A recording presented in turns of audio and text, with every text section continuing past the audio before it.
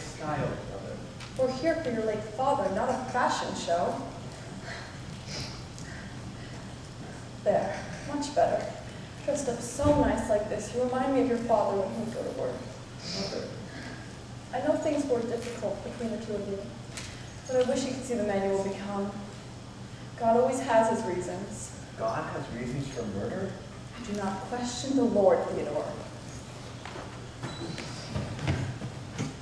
Hello, Dr. Ludwig. Mrs. Ford, how are you?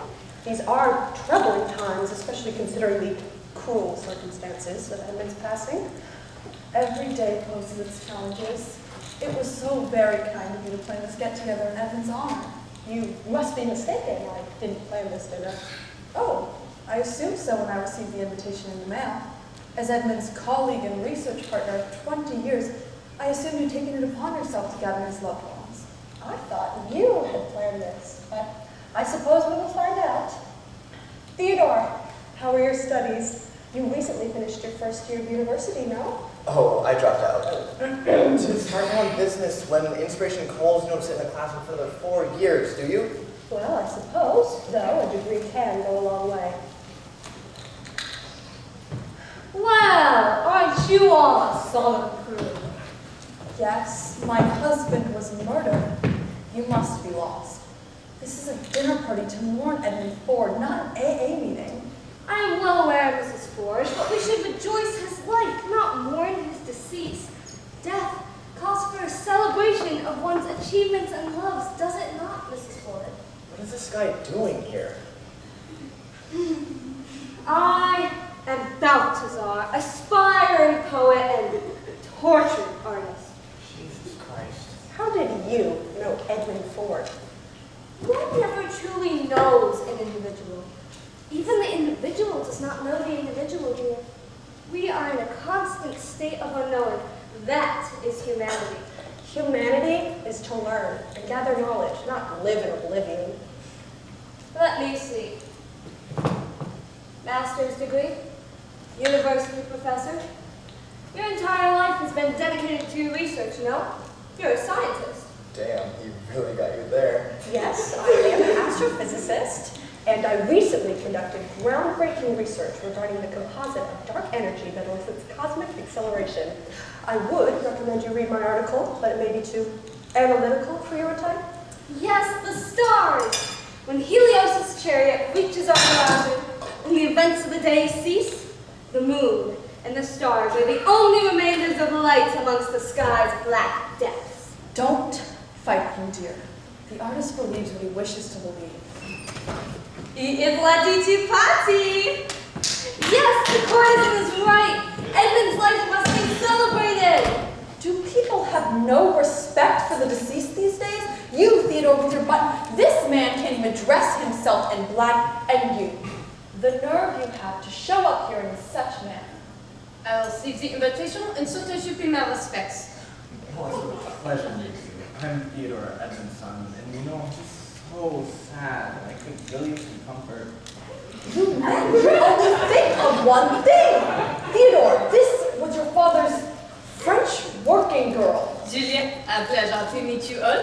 Trust me, the pleasure is home.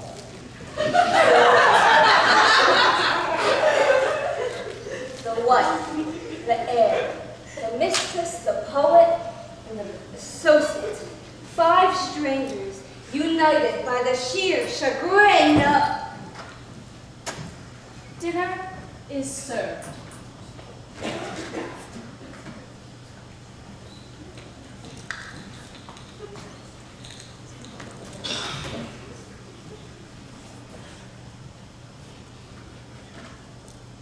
In the world? Oh, great heavens. What is it? I don't think this event was planned to mourn Edmund. No, this event was planned to uncover his murder, and it was You, Dr. Ludwig! Theodore, let's not be hysterical. Excuse me? Are you accusing me of murder? Look at this. A thing you filed regarding your research with Lawsuit. my... This is a lawsuit. Theodore, I filed this 2 weeks ago. Edmund refused to give me credit on research we conducted together for years. So I took it upon myself to administer justice. So you admit it? Theodore, please compose yourself. I admit to the lawsuit, yes. Edmund, I refuse to be discredited from research I played a significant role in. To treason! Who are you, man? A fellow entertainer. Dr. Ludwig, a Nobel Prize is perfectly justifiable reason to commit murder. You are being hysterical, and I refuse to tolerate this disrespect. Any investigation will occur in the presence of my lawyer, and any interrogation is the responsibility of the detective Mrs. Ford must have hired. I believe it's best I should go before this gets out of hand. Miss, could you help me with this? I'm afraid not. You must return to your seat. Excuse me? Are we all trapped in here? I have a rendezvous in 9 o'clock. Of course you do. What a turn of events. The wife, the heir, the mistress, the poet, and the bitter associate. 5 strangers confined in one room to unravel the underhand What is assassination. he even doing here? Centers are locked. No food is served. Strange things are happening here. You're a little late to that conclusion, sweetie. Must we solve this murder? I don't understand. Well, it's obvious that you did it. That I did it, I only wanted credit, and I had impenetrable proof that I played a significant role in collecting that research. I would have won in court. I had no reason to kill the man. I think we must stop pointing fingers and work together. I suppose it's the only way we can get out of it. What kind of sick, twisted game is this? You're getting us out of here. You must have a key, so help me out. Give it to me. Theodore, sit back down. Do not harass the waitress. You were so quick to threaten me, Theodore. What are you suggesting? Edmund was my father. King turns on king. Blood sheds its own blood. Chances are he probably did it. I don't think he's entirely there. You never know these people and what they're capable of. Skepticism is my duty as my father's only son. Ah, skeptic, eh? Theodore, I myself prefer the philosophies of the great Albert Camus, embracing the insignificances of our lives, but I don't understand the raw appeal of skepticism. let's be logical. How can I be logical? One of these maniacs murdered my father. That's why we're all here. One of us is the killer, and it must be her. Me? Make up your mind, child. Is it me or that? The PhD professor patronizes the whimsical artist. Dr. Ludwig, I don't entirely believe that Edmund would exclude you from the publication. May it is but fondly of you, Dr. Ludwig. You're an inspiration to me. You and I didn't know the same Edmund. None of us knew the same Edmund. It was Mrs. Ford's husband, your lover, Theodore's father, and my associate. Our lives are a perpetual masquerade, and each ball calls for a change in disguise. A man is not one face, but many. That was so passionate, touching, truly. Thank you, Balthazar. Mrs. Ford, to you, Edmund may have been a loving, respectful husband, but that was only a fragment of him. His relationship with Juliet makes that abundantly clear. He loved me too. He did not love you. You're a 23-year-old harlot desperate for an older man's I money. fear we're getting sidetracked here. At least I'm not a dejected outlaw floating in my own misery as my husband seeks other women. Oh, you wouldn't Damn, ladies, we are off topic. Personally, I was enjoying the fight. The battle of 2 women in love fighting over the infatuation of a dead man, as if he can dig himself up from the earth and declare the victor of his cursed heart. 4 years. Edmund Ford belittled me and mocked me in my own workplace on the very basis that I am a woman. When I confronted him about the authors of the article, he patronizingly explained to me that no scientist would ever value the conclusions discovered by a woman. Dr. Ludwig, we do not disrespect the dead. I am not disrespecting him. I am merely restating the words from his very own mouth. Are you positive, Dr. Ludwig? I had delayed to me about this research. This research seduced him more than I ever could. Lord, give me strength. This paper was his legacy. I know it. It may be his legacy, but Dr. Ludwig is a 50-something-year-old woman with no husband nor successor. This paper is her child, a child she would kill for. That is it. As soon as I return home, I'm calling my lawyer. Is that will be our turn. That door won't budge. I think we must all stop pointing fingers and await the remainder of the evidence. Shall we not?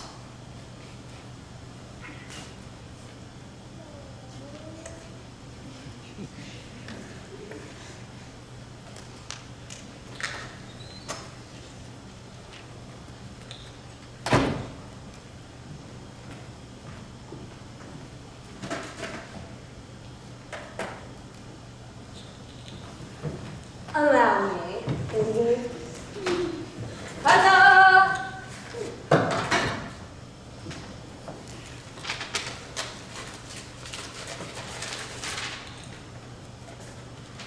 Oh dear. This isn't charming. What is it? An ultrasound. My auntie was pregnant?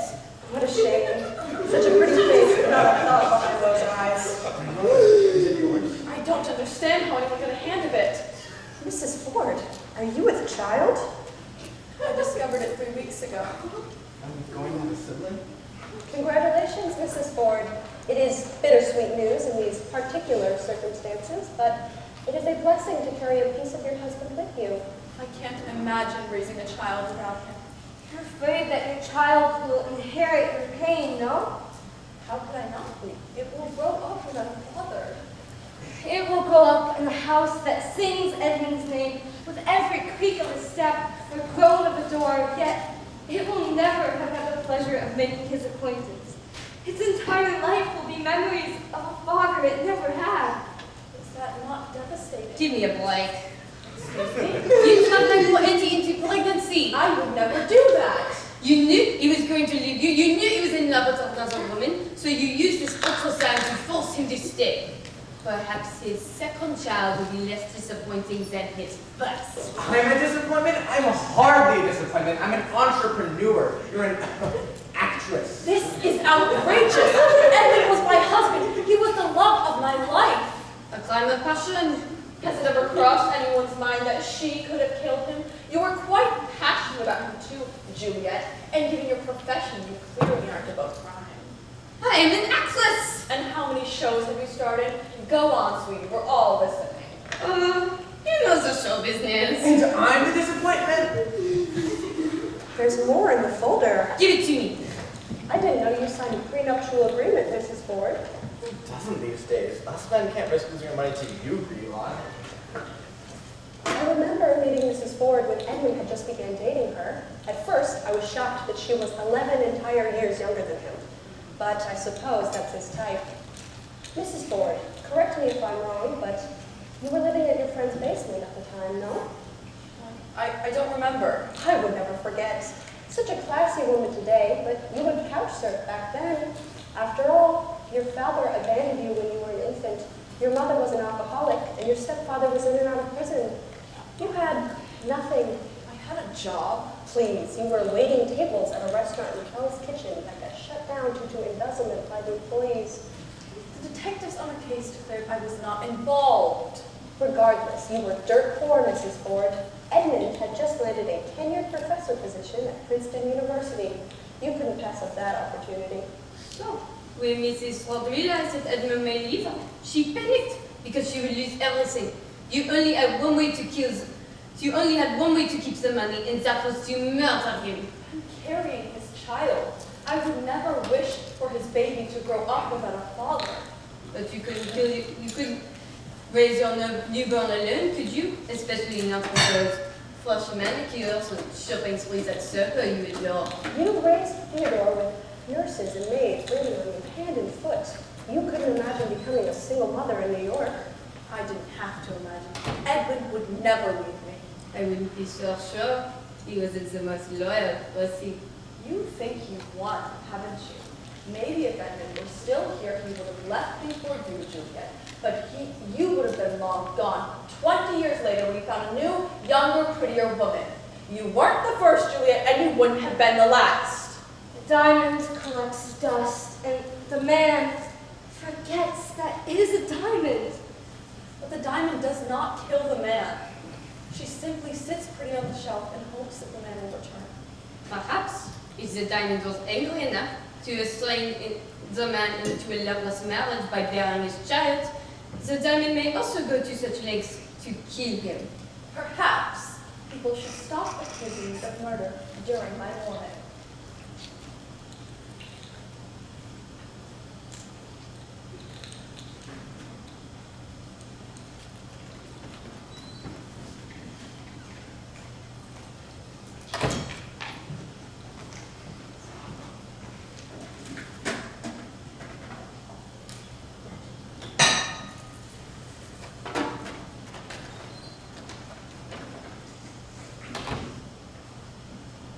Great heavens. What is it? This is obscene. March 13th, Juliet Arsène arrested for attempted murder of Alexandre Lefebvre. The two had an amorous connection until Arsène... Oops!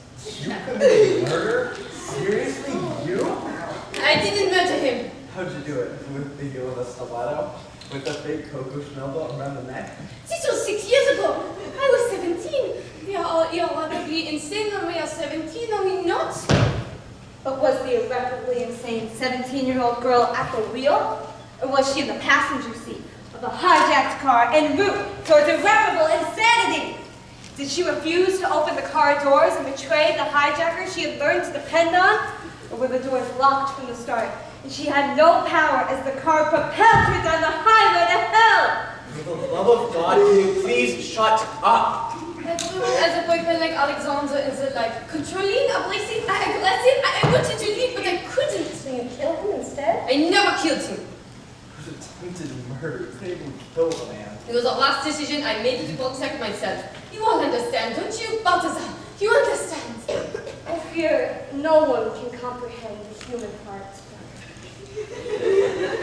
I understand. You do? Surely you felt as though you had no other option. Exactly. Similarly to how I felt as though I had no other option but to have his baby. Not this again. Except you are never in any danger, Mrs. Ford. What did the court say? The jury ruled it as a self-defense, and as soon as I was out of custody, I booked a one-way plane ticket to New York City and never looked back. So that was the last time I was ever in Paris. Is this a joke? Is anyone thinking this victim act? You tried to kill a man once. Chances are you can do it again and succeed this time. No! This is my life! Juliet found out about my mother's pregnancy and lost her mind, killed my father for vengeance. It's quite clear. You think we all did it? But you stand out, Juliet. You've done this before. Precedent has been established. A broken heart can drive us to do crazy things. Exactly. And Mrs. Ford, your broken heart led you to kill Edmond because you knew he was leaving you. Dr. Ludwig, yours led you to kill Edmond because he had betrayed your trust. Theodore, yours led you to kill Edmond because you felt like a failure as a son. And Balthazar, frankly, no one knows why you're here. I am here to absorb the casualties of life and death, a blessing and a curse, a contradicting paradox. Not the time, Edgar Allan Poe. We're trying to have a serious conversation here, and he's dropping lines as if you're Moliere in the 1600s. As for you, I imagine you were a starving actor selling a minuscule apartment in the Bronx, no? You were desperate. Your culpability is just as plausible as mine. I would never kill Edmund. He was my husband. Dr. Ludwig has the rage and I was going to win the court case. I had no reason to murder him. Juliet, there's a precedent of you resorting to these violent acts. I love that boy! Mrs. Ford, Dr. Ludwig, take a walk. Juliet, for the love of God, put down that cigarette and take a walk. We will only pick up the threads when everyone has cleared their minds.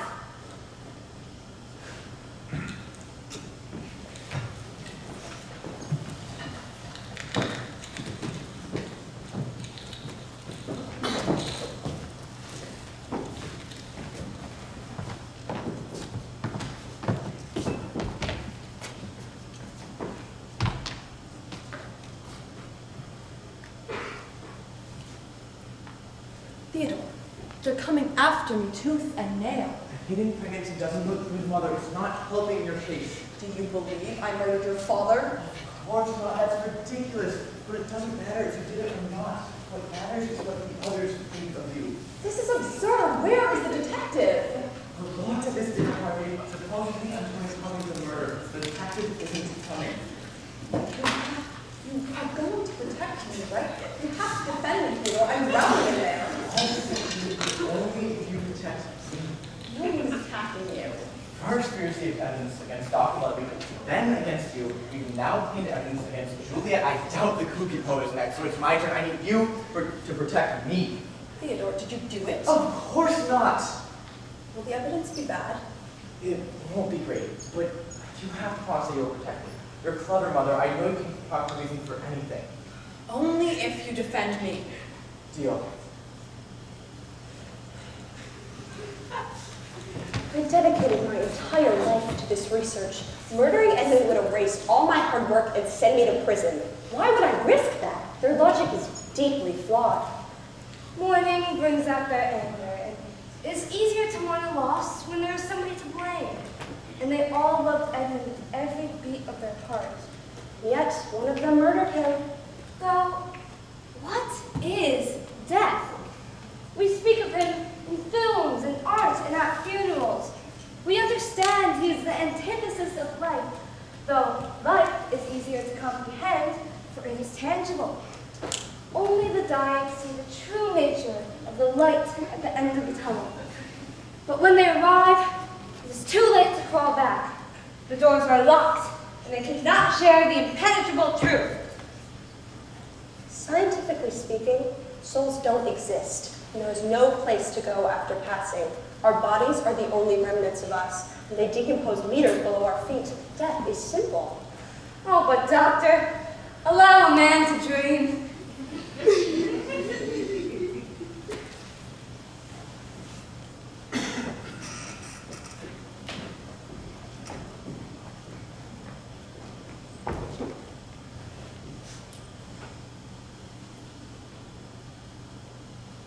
No one believes that I love him. No one believes that you can love. I am not cold-hearted. No, quite the contrary. See, I believe you love too much, and you never know when to cease to love. You cling on, and the people you love escape with claw marks. Mais you would never try to escape from me. Even if you were exploiting him? I needed it more than he did. You see how he lived? He had a large apartment in the Upper East Side, a loving housewife, and a six-figure job at Princeton University. I share my flat in the Bronx with 3 other girls, each almost more destitute than the next. His very own survival is a scandal. Unfortunate, isn't it? It's time we reconvene.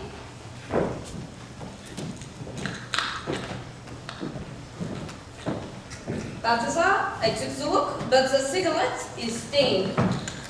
Very well. So let's restart to how Juliet murdered my father. I never murdered him.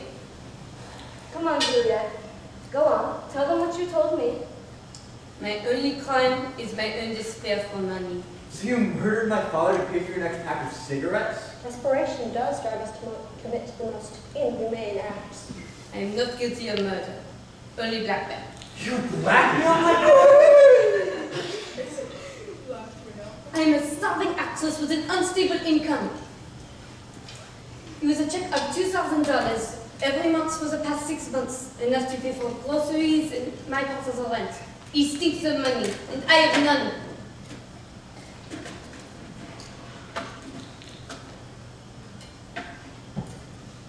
What measures would you go to if he ever attempted to miss a payment?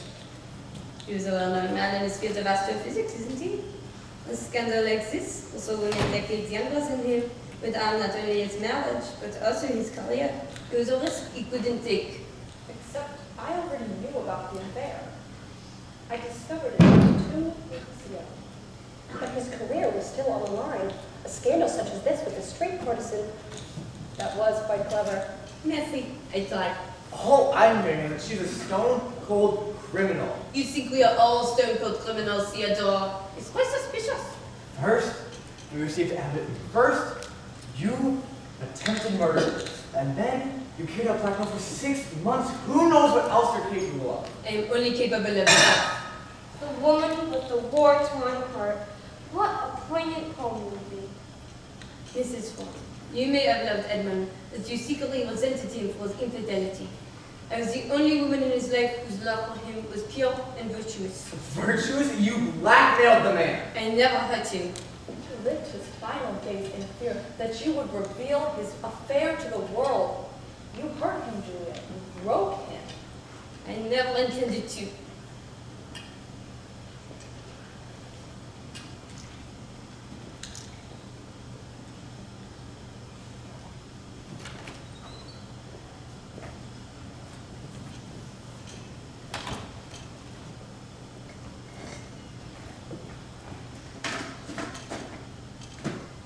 Shall I?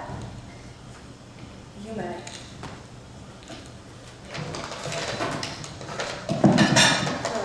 Princess Pies. Thanks. It appears to be some sort of journal. Guilty. Theodore, sweetie, hand me the journal. In the presence of another poet. Tell me, have you written tortured stanzas of a torrid affair you mustn't reveal?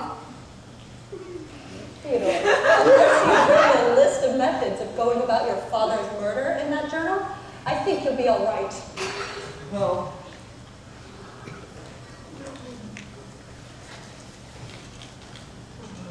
So, what is it? Eyes wide, knuckles white.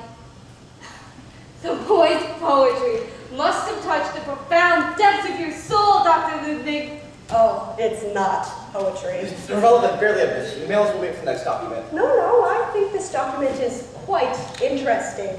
See, in this journal, Theodore Ford has written a list of ways of going about his father's murder. Oh, there must be some mistake. Death by cyanide, electrocution, fire, suicide, snakes, knives, straight to the head. This is quite a list you have here, Theodore. They created this. Fire? Yikes. Sorry, Edmund.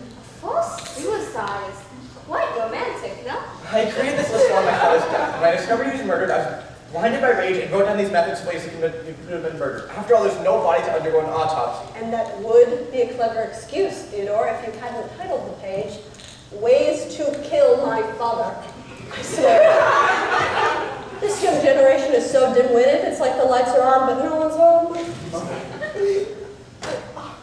Theodore was angry. He must have just argued with his father, and naturally, when we are so infuriated, our thoughts go to the extreme. Writing these methods down was my way of controlling my madness. I took my anger on the pages rather than on my father. And that would be a clever excuse if you hadn't titled the page that. And I don't think the court would believe that one bit. I know it doesn't look good. Of course, you gosh, I should never have written that. I have written about death before. Maybe he's guilty. None of us know who he is. I've written of the gravestones I dream of carving, of the towns I wish to set in flames, of the soil I crave to poison. See, he's basically a homicidal maniac. But the only crimes that I have ever committed were on the page. That is the fundamental difference between us. I've never committed a crime. Theodore, these pages are proof of intent to murder. It's a second-degree offense. Regardless of if you ever actually attempted to kill Edmund or not, you're still seeing jail time. This is ridiculous. Look at these pages. There's no claim whatsoever. You have no proof. You're so innocent. Why are you trying to run? Look what you've done to my son. These silly accusations will stop at once. Mother, you have to believe me. I do, sweetie, I do. Father, we had our differences, and I know you saw me as a disappointment and inefficient heir to his name, but I would never kill him. Except for an inheritance. Money? Why is it always money with all of you? Dr. Ludwig wants money for her Nobel Prize, my mother wants money to support her baby, and Juliet wants money before her big break. Why do you all only care about money? I was talking. A human's nature will commit the grimmest abominations for love and for money. You need money just as much as the rest of us do. You're a university dropout, desperately trying to start a business with no knowledge of the field. Or maybe you simply wanted the inheritance out of spite.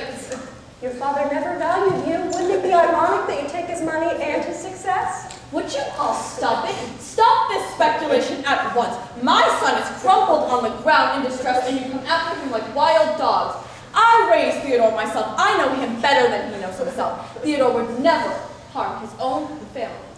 Right, Theo? Of course not. See? Theodore, stand up, dear, and let us rejoin the table, will you?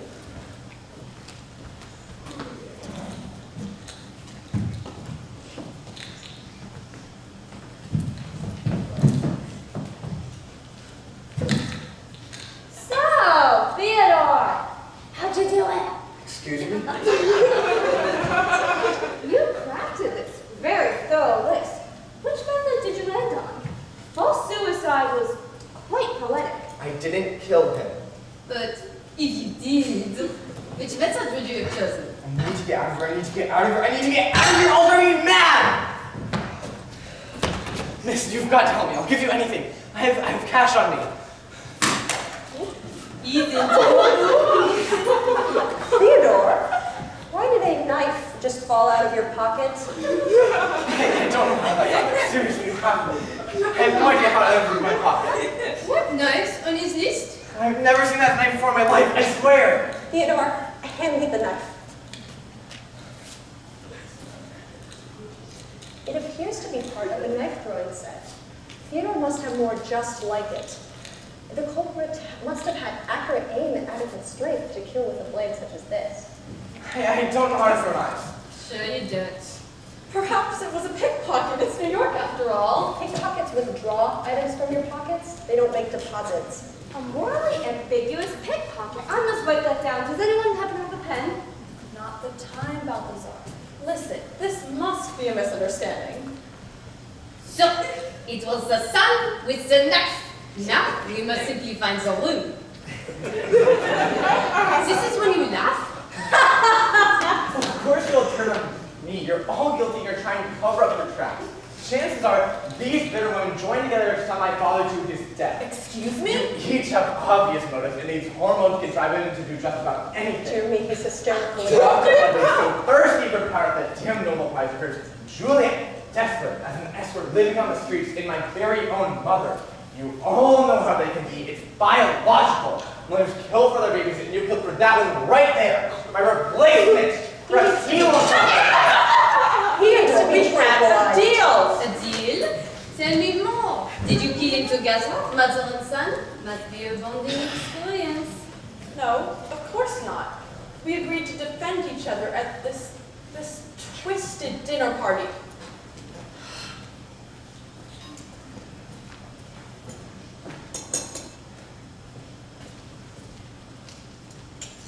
Sorry, I get distracted. No worries, no worries.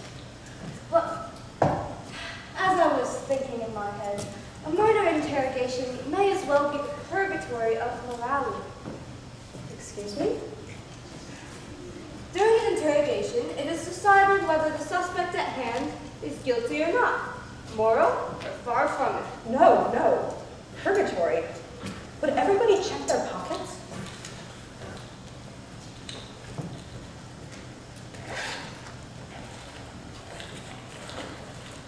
A key fruit.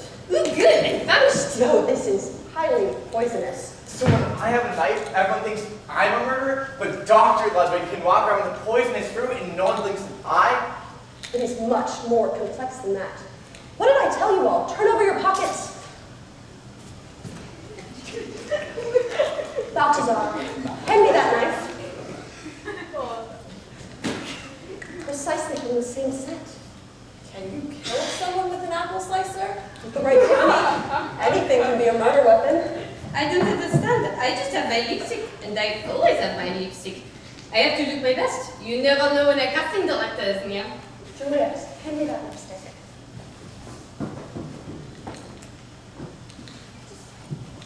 Ouch! Just as I suspected.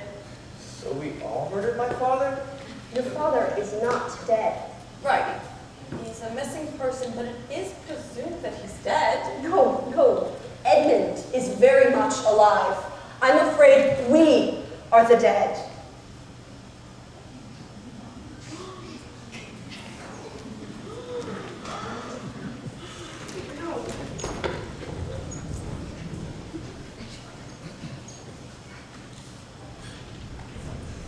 I can feel it.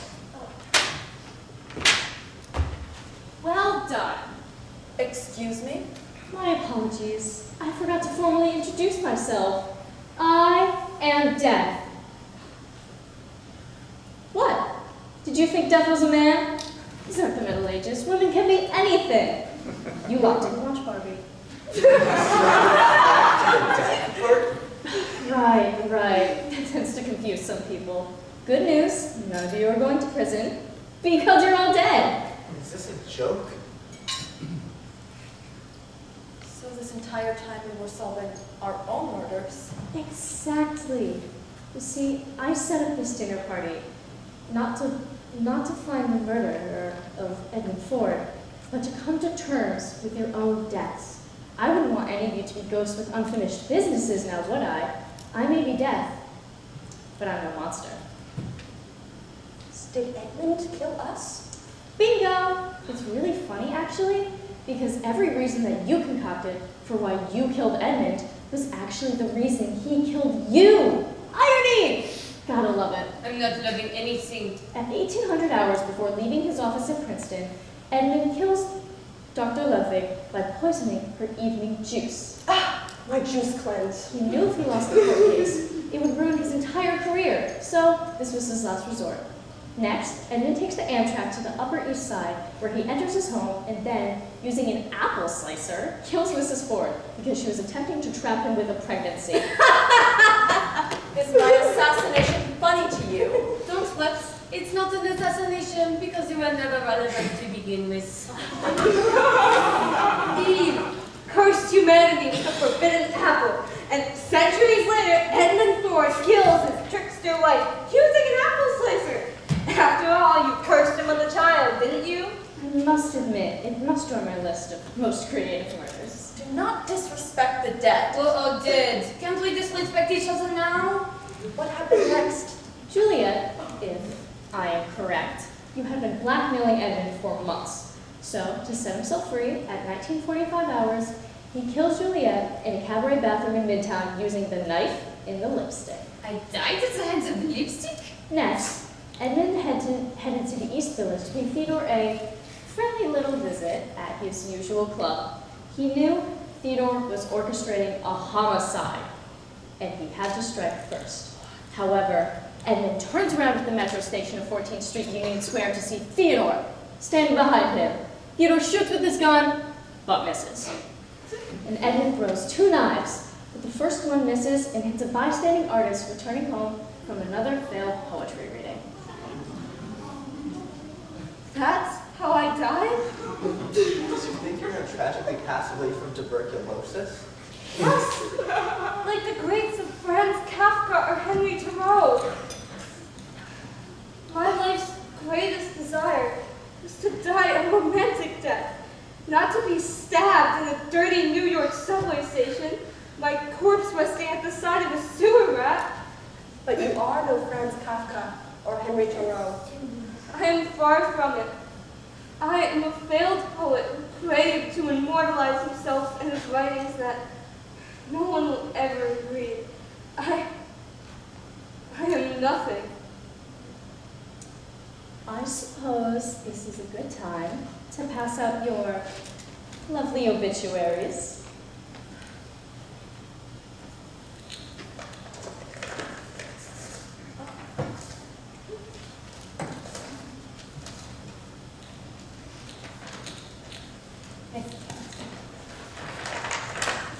Theodore William Ford, aged 19, tragically passed away at the metro station of 14th Street, Union Square on June 9th. Augusta Ford was an intelligent woman who devoted her life to caring for her husband and son in the Upper East Side.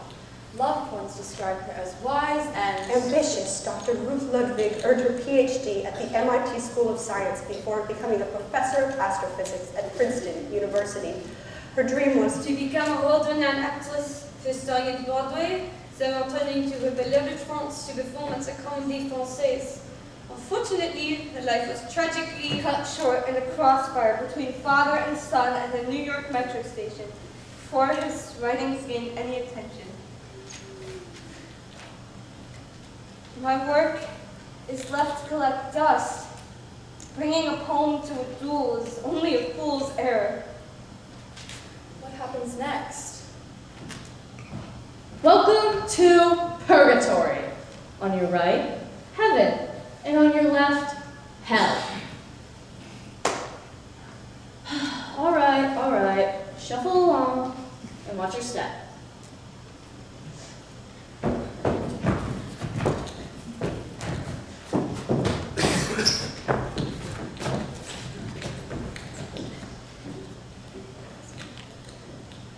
don't know where to go.